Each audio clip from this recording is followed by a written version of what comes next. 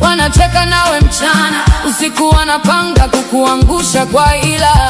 Usaliti ni kisu cha mgongoni, kinachochomwa na mkono uliolisha. usaliti ni kisu cha mgongoni, kinachochomwa na mkono uliolisha. usaliti ni kisu cha mgongoni, kinachochomwa na mkono uliolisha. usaliti ni kisu cha mgongoni, kinachochomwa na mkono uliolisha. Wanacheka nawe mchana, usiku wanapanga kukuangusha kwa ila.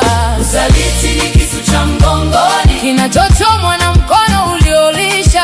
jifunze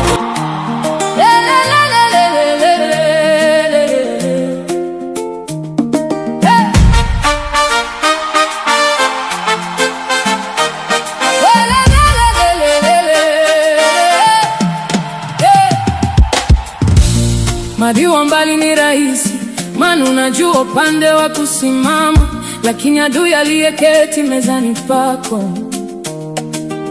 ni sumu inayowaro taratibu. Yule uliyemvisha nguo akiwa uchi, leo anafunua siri zako hadharani. Uliyempa funguo ya nyumba yako, leo anabomoa kuta za amani yako. Tabasamu lao ni la usoni, lakini mioyo yao ni giza la kaburi. Wanacheka nawe mchana, usiku wanapanga kukuangusha kwa ila. usaliti ni kisu cha mgongoni, kinachochomwa na mkono uliolisha. jifunze